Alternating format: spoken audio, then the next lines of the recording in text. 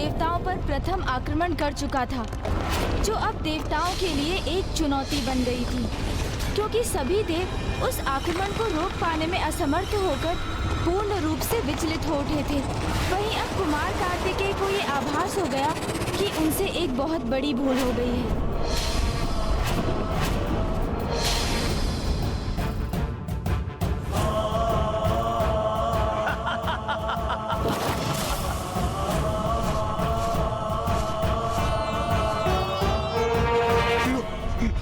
पकड़ो मेरी भुजा, बाहर आओ, बाहर आओ, स्थिर रहो, स्थिर रहो।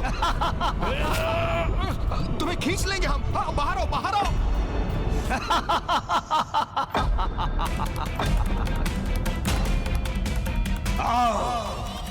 आ जाओ देव सेनापति कार्तिकेय। यदि अब भी तुम युद्ध आरंभ करोगे तो तुम स्वयं अपनी सेना के विनाश के उत्तरदायी होगे।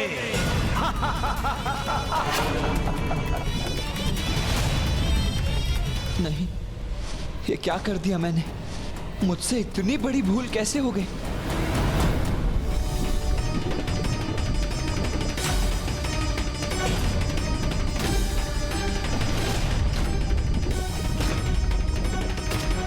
मुझे अपनी भूल सुधारनी होगी, तभी देवसेना सुरक्षित होगी। किंतु उसके पूर्व मुझे इन सभी सैनिकों की रक्षा का कोई उपाय करना होगा।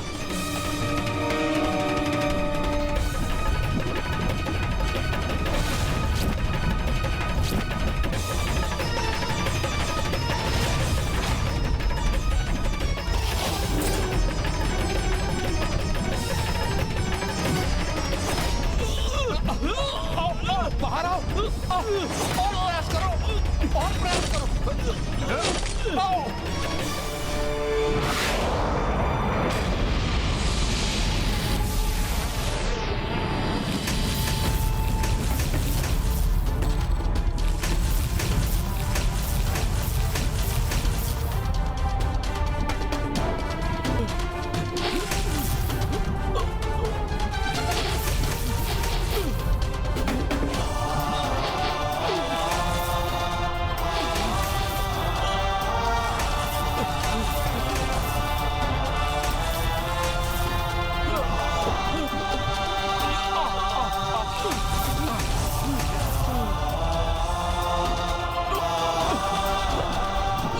हमारा संकट दूर हुआ।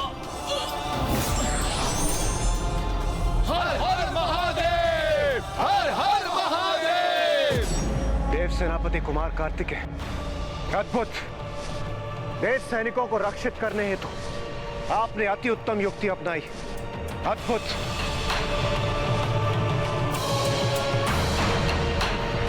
नहीं देवराज, देवताओं की रक्षा तो मेरा कर्तव्य है, और जहां मैंने अपना यह कर्तव्य निभाया है, वहीं मुझसे एक बहुत बड़ी भूल भी हो गई है। भूल? कैसी भूल देव सेनापति कुमार कार्तिकेय? इतना बड़ा युद्ध आरंभ करने के पूर्व मुझे महागणपति जी की पूजा कर उनका आशीष अवश्य प्राप्त कर लेना चाहिए था।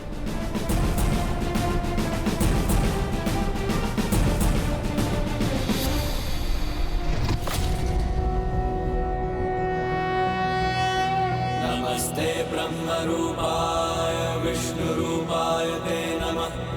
नमस्ते रुद्ररूपाय करिरूपाय ते नमः।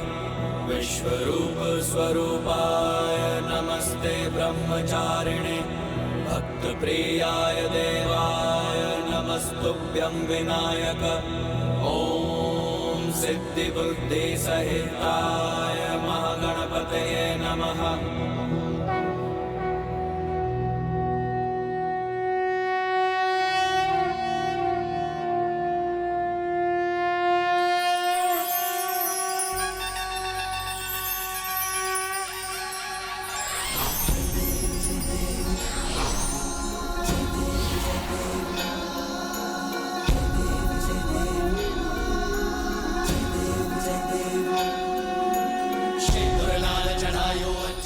कार्तिकेय।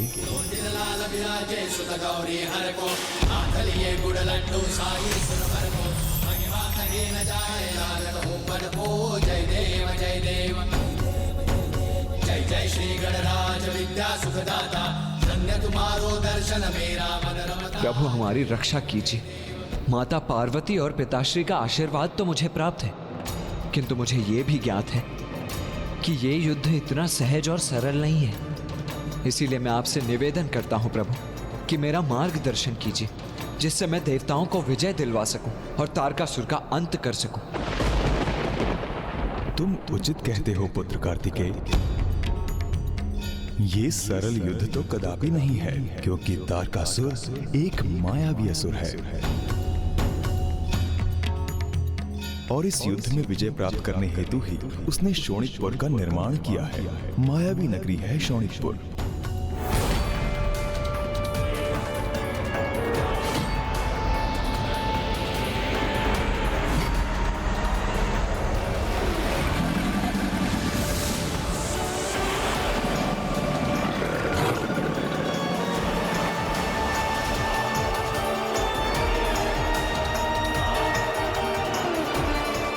सदा स्मरण रखना, जो दिखता है वो वास्तव में वैसा नहीं है। शोणितपुर का यही रहस्य है। प्रभु, आपके मार्गदर्शन के लिए आपको कोटि कोटि धन्यवाद। अब जब मुझे शोणितपुर की वास्तविकता का भान हो ही गया है, तो मैं इस भ्रम जाल में अत्यंत सतर्क रहकर तारकासुर तक पहुंचने का कोई मार्ग ढूंढूंगा। आपको शत शत नमन महागणाधिपति जी। आपकी कृपा के कारण ही देव सेनापति कुमार कार्तिकेय तारकासुर का वध कर अपना कर्तव्य पूर्ण कर पाएंगे। नहीं, तारकासुर का वध नहीं हो सकता। मृत्यु के मुख में भी जाकर उसकी मृत्यु नहीं होगी।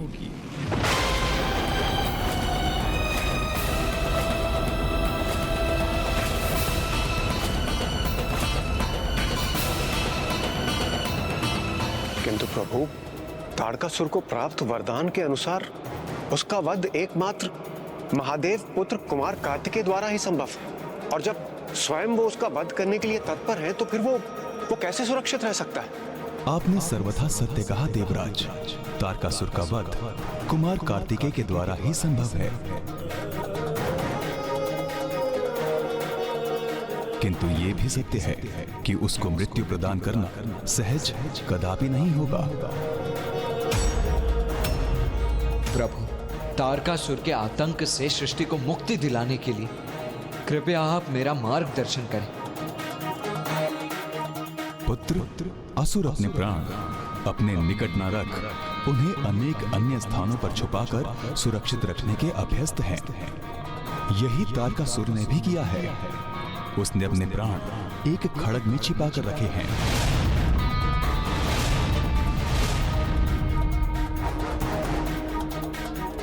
एक खड़ग में प्रभु? तारकासुर की माया नगरी में उसके भवन के भीतर एक माया जाल से सुरक्षित एक स्वचालित खड़ग है। सर्वप्रथम तुम्हें उसे प्राप्त कर उसे नष्ट करना होगा पुत्र। शोणितपुर के अंधकारमय आकाश में एक भवन है। उसी भवन में वो मायावी खड़ग सुरक्षित है। जब तुम शोणितपुर के भीतर पहुंचोगे, तब तुम्हें उस भवन के मार्ग में अनेकों बाधाओं का सामना करना होगा। स्मरण रखना पुत्र, उस समय तुम्हें उसी मार्ग पर आगे बढ़ना है जो सर्वप्रथम एक वन में परिवर्तित हो जाए। किंतु वो वन भी वन जैसा नहीं होगा। उस वन को पार करने पर तुम एक खुले विस्तार वाले स्थान पर पहुंचोगे। क्योंकि मायावी शोणितपुर में सब माया है, इसलिए ये आवश्यक नहीं कि वहां जो भी तुम्हें दिखाई देगा वो सत्य ही होगा। और हाँ पुत्र, तारकासुर को इसका भान नहीं होना चाहिए कि तुम्हें उसके खड़ग का रहस्य ज्ञात हो गया है। अन्यथा तारकासुर उस भवन तक पहुंचने की तुम्हारी यात्रा को असंभव बनाने का हर संभव प्रयास करेगा। इसलिए उचित तो यही होगा कि उस खड़क को प्राप्त कर उसे नष्ट करने का तुम्हारा मुख्य उद्देश्य तारकासुर से छिपा ही रहे। और तो फिर उचित है। सर्वप्रथम हम उस खड़क को ही ढूंढेंगे। हमें मात्र एक खड़क को ढूंढना है, उसे नष्ट करने पर नाश होगा हमारे सबसे बड़े शत्रु का। धन्यवाद प्रभु, अब ऐसा ही करेंगे हम। आपकी कृपा से अब तारकासुर का अंत दूर नहीं।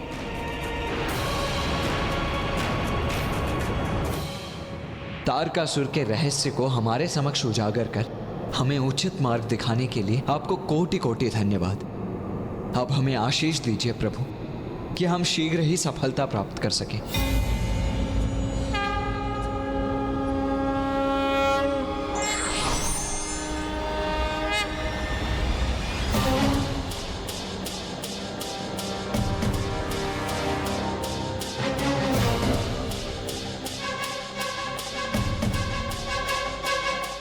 प्रभु, आपके मन में उठ रहे विचार का आभास है मुझे। प्रिय पुत्र कार्तिकेय और देवता उस खड़क को ढूंढने में इतने तत्पर हो गए हैं कि उन्होंने महागणपति जी के कथन को संपूर्णता से नहीं सुना। शोणितपुर एक मायावी स्थान है जहां उस खड़क को सुरक्षित रखने हेतु अनेकों मायावी जाल बिछाए होंगे इस तारकासुर ने।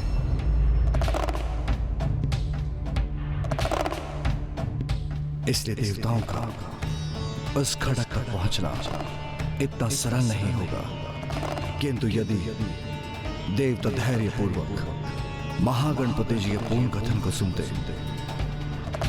तो शोणितपुर की माया को निष्फल करने के सहायक उचित दिशा के निर्देश प्राप्त होते। किंतु आपको तो ज्ञात है, अर्थ ज्ञान से किया कार्य अनेकों अपरिचित संकटों को आमंत्रण देने के समान है।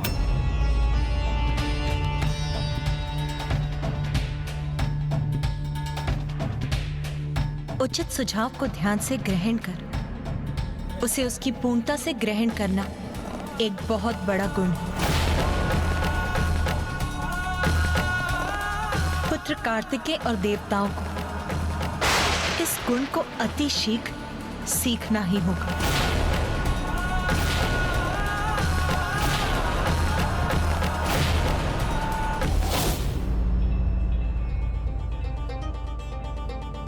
श्री महागणपति जी ने हमें तारकासुर के अंत का सूत्र दिया है। हाँ देव सेनापति कुमार कार्तिकेय, किंतु मुझे आशंका हो रही है कहीं तारकासुर हमारा स्वर न सुन ले और खड़क को लेकर सजग न हो जाए। इसलिए हमें और विलंब किए बिना शीघ्र अतिशीघ्र उस खड़क को ढूंढकर उसे नष्ट कर देना चाहिए। देव सेनापति जी, ये खड़ग अवश्य स्वर्ण से निर्मित होगा, रत्न जड़ित होगा, बहुमूल्य होगा। और मूल्यवान वस्तुएं तो अपने आप मेरे समक्ष प्रकट हो जाती हैं। इसलिए इस खड़ग को ढूंढने के लिए सर्वथा उपयुक्त मैं ही हूं। आप मुझे अनुमति दीजिए, मैं भीतर जाऊंगा और उसे ढूंढ निकालूंगा। उचित है कुबेर देव जी, किंतु मैं भी आपके साथ चलूंगा। नहीं नहीं कुमार कार्तिकेय, यदि आप वहां गए तो तारकासुर को भनक पड़ जाएगी कि आप वहां किसी महत्वपूर्ण प्रयोजन से पहुंचे। इसलिए मेरे विचार से कुबेर देव के साथ आपको नहीं, मुझे वहां जाना चाहिए, जिससे उसे यह प्रतीत हो कि आपने हमें उस पर आक्रमण करने हेतु वहां भेजा है। हाँ देव सेनापति जी, यदि आप वरुण देव, सूर्यदेव यहीं उपस्थित रहेंगे तो तारकासुर को तनिक भी शंका नहीं होगी। और इसी अवधि में मैं कुबेर जी और देवराज के साथ जाकर उस खड़क को ढूंढ निकालेंगे। क्या आपको पूर्ण विश्वास है कि यही उचित होगा? हाँ कुमार कार्तिकेय, इसलिए हमें अविलंब अब आगे बढ़ना चाहिए।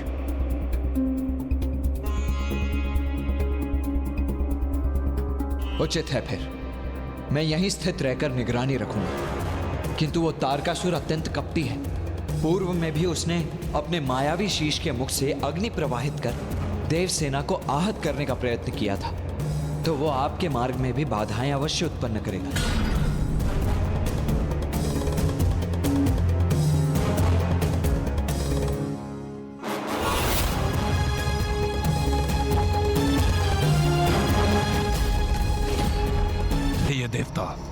आपस में मंत्रणा कर रहे थे और अब अपनी रणनीति स्थिर कर हम पर आक्रमण कर रहे हैं। मुख्य प्रवेश द्वार खोल दो। मुख्य प्रवेश द्वार खोल दो। मुख्य प्रवेश द्वार खोल दो। महाराज, ये क्या कह रहे हैं आप? मेरे आदेश देते ही मुख्य द्वार खोल देना है। मुख्य द्वार खोल देना है।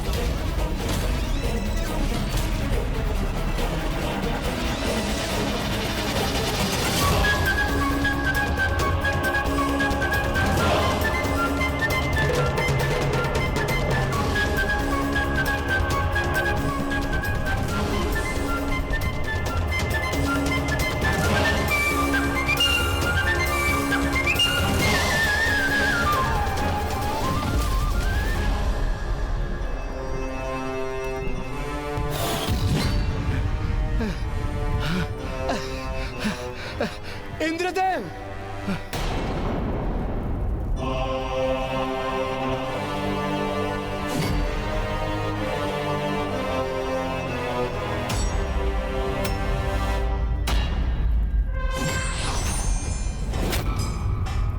मेरा प्रहार इस द्वार को अवश्य भेद देगा।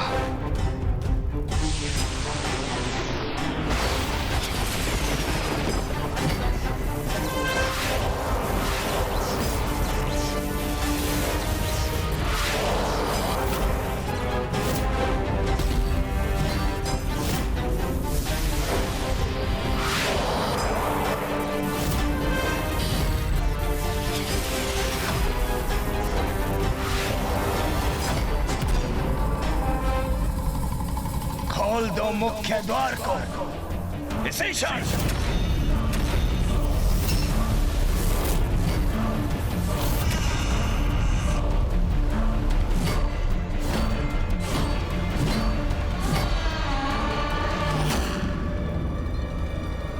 ये क्या हुआ वहां?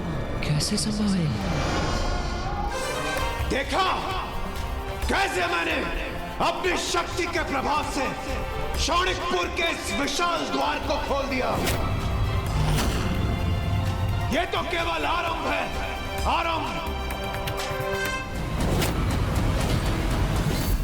समय रहते तुम्हें अपनी पराजय स्वीकार कर लेनी चाहिए थी, किंतु अब नहीं। अब शौणिकपुर का विनाश सुनिश्चित है और मैं इसे भस्म करने के पश्चात ही यहां से लौटूंगा। नहीं, ये मेरा दृष्टि भ्रम नहीं, सत्य था। इंद्रदेव की विद्युत ऊर्जा से नहीं, अपितु स्वतः ही खुला है ये शौणिकपुर का मुख्य द्वार। इसका तो एक ही अर्थ होता है कि तारकासुर ने स्वयं द्वार खोलकर इंद्रदेव को भीतर प्रवेश करने दिया। किंतु ऐसा क्यों किया उसने?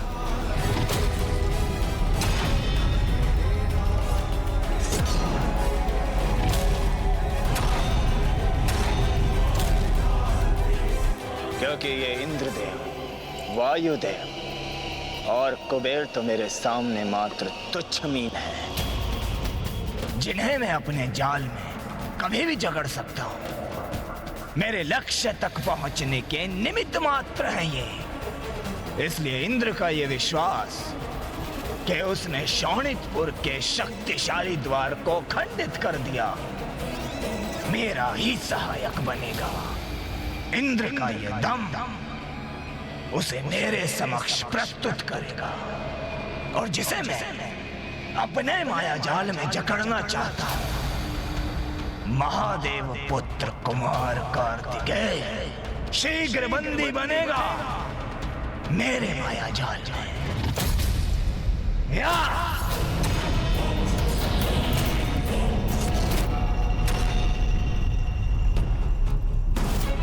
सावधान तारकासुर, अब तो न तुम शेष रहोगे और न ही तुम्हारा आतंक। ये अवश्य तारकासुर का कोई कपट जाल है। देवराज, सावधान रहिए। रुक जाइए देवराज।